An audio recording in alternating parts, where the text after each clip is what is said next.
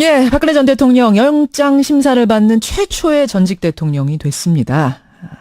이게 헌정사상 처음으로 진행되는 일이다 보니까요. 법원도 검찰도 박 전 대통령 측도 긴장 속의 아침을 맞이하고 있을 것 같은데요.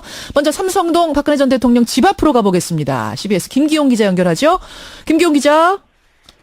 네, 삼성동 자택 앞에 나와 있습니다. 지금 7시 35분 32초 지나고 있는데 삼성동 분위기 어떻습니까?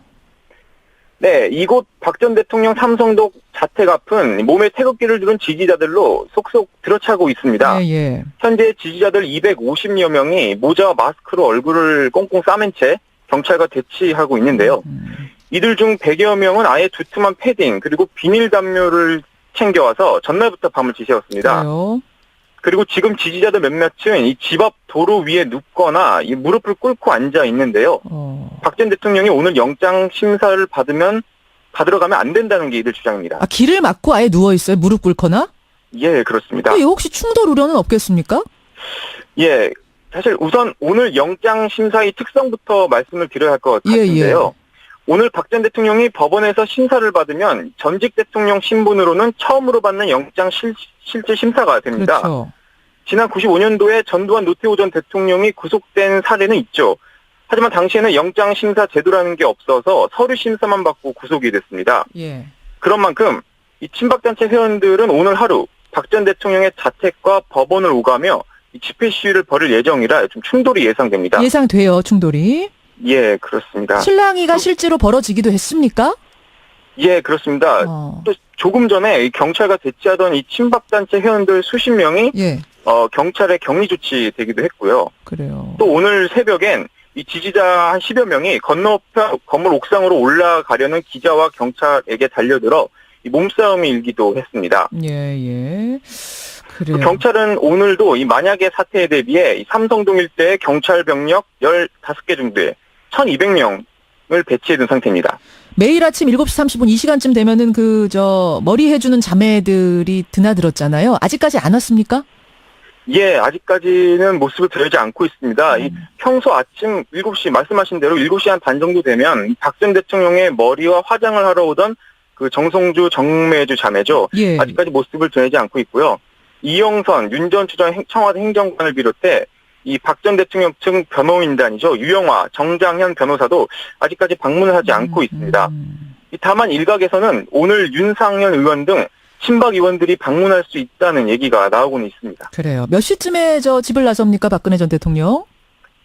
예, 이곳 삼성동 자택에서 이 법원까지는 한 5km 정도 떨어져 있는데요. 예. 이 경찰의 교통 통제로 한 10분 정도면 서초동 중앙지법에 도착할 것으로 보입니다. 10분 정도. 자택을 나서는 시간은 약 지금부터 1시간 한 30분 뒤인 오전 한 10시 10분 전후가 될 것으로 예상이 됩니다. 예, 예. 지난 21일이었죠. 이 박 전 대통령이 검찰의 피의자 신분으로 소환됐을 때도 조사 시간 15분 전에 출발했습니다. 그렇죠. 1시간 반 아니고 2시간 반 정도 되겠네요. 예, 2시간여 뒤쯤이면 출발할 거다. 아, 예, 그렇습니다. 예. 김기용 기자, 혹시 그 집 앞에서 어떤 상황 변화가 있으면 다시 한번 연결하기로 하겠습니다. 예, 알겠습니다. 예, 고생했습니다. 삼성동 박근혜 전 대통령 집 앞에 나가 있는 김기용 기자였습니다. 이번에는요, 오늘 있을 영장심사 어떻게 이루어지는지, 어디를 우리가 관심 있게 지켜봐야 되는지 일종의 관전 포인트들 짚어보죠. 검찰 출신입니다. 국민의당 이용주 의원 연결을 하죠. 이용주 의원님 나와 계십니까? 예, 안녕하십니까. 이용주 의원입니다. 일단 궁금한 점 몇 가지부터 확인을 부탁드려요. 예. 그러니까 이제 삼성동 출발해서 서울중앙지법으로 가면 판사로부터 신문을 받게 될 텐데 예. 이재용 부회장이 한 7시간 반 걸렸습니다. 박근혜 전 대통령은 어느 정도 예상하세요? 이 신문 시간. 예. 이번 신문 기간에도 상당한 시간이 걸릴 걸로 봅니다. 특히 7시간 반보다 더 오랜 시간이 걸리지 않을까 싶습니다.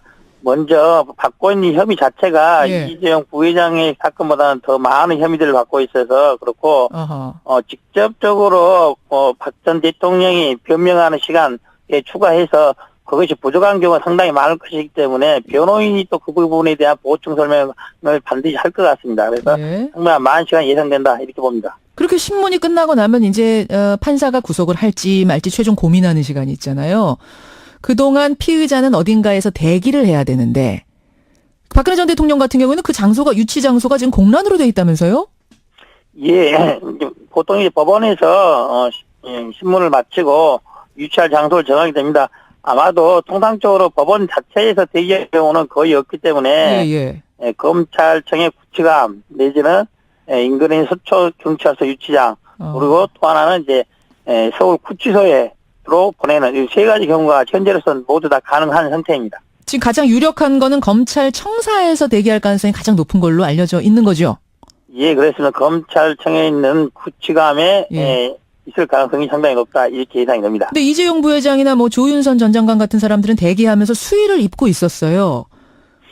박근혜 전 대통령은 수의를 입는 경우에는 서울 구치소에서 유치할 경우에 한해서 그러는 것이고 예.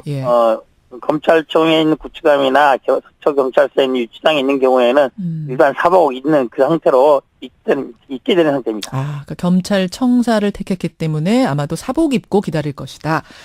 본론으로 들어가 보죠. 박근혜 전 대통령 한 13개 혐의를 받고 있습니다. 구속할지 말지. 이제 구속이 바로 유죄는 아닙니다, 여러분. 이제 구속해서 조사를 이어갈 거냐, 아니면 불구속 상태에서 조사를 이어갈 거냐, 이건데, 구속 여부를 가르게 될 핵심 포인트는 뭔가요? 제가 보기로는, 사안의 중대성도 우려되고 있지만은 가장 큰 것은 공범과의 형평성이 아닐까 싶습니다. 공범과의 형평성. 이미 김기춘, 조윤선, 안종범 등등 여러 공직자들이 모두 구속이 되어 있지 않습니까? 그렇죠. 이들의 범죄 혐의 시발점에 있는 사람이 이 박 전 대통령입니다. 그래서 만약에 박 전 대통령이 구속이 되지 않는다면은 현재 구속돼서 재판대에 받고 있는 사람들 모두 풀어줘야든지 형평이 맞지 않느냐는 논란이 야기되기 분명합니다. 그때 법원이 그 사람들은 구속하기로 결정을 했는데 사실 이 사람은 무슨 이유로 구속 안 하느냐? 법 앞에 모두 평등한데 이제 이런 얘기가 나오겠군요. 예. 또 하나는 이제 증거인멸의 우려라는 부분이 있습니다.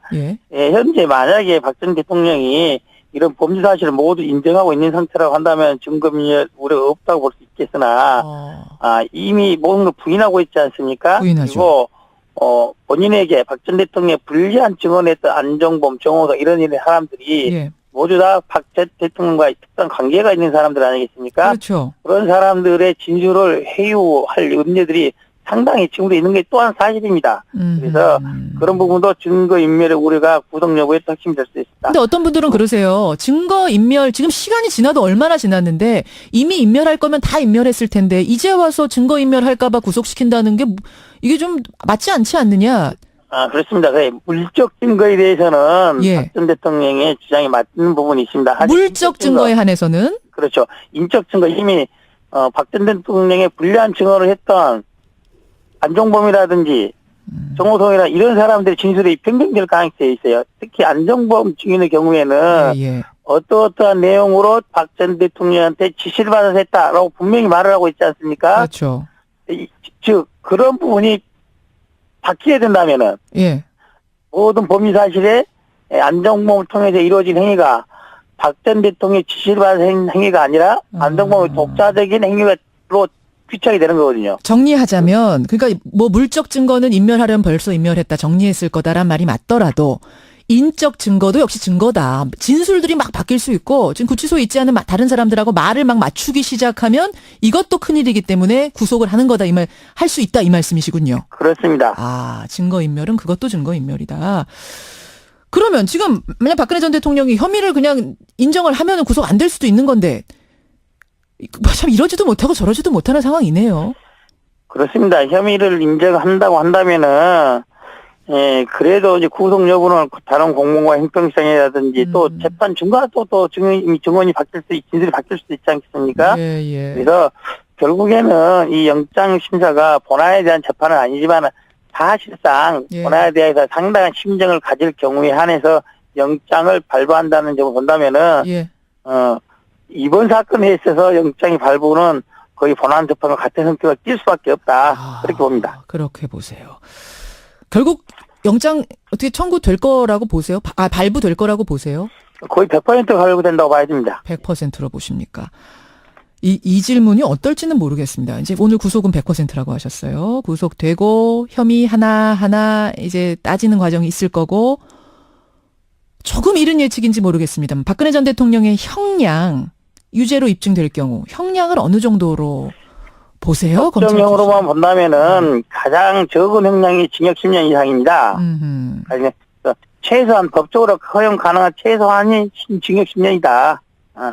그래서 그 외에 다른 재판을 더 보태본다면은 15년, 20년까지도 나올 수 있는 사안이다. 이렇게 봅니다. 15년에서 20년까지.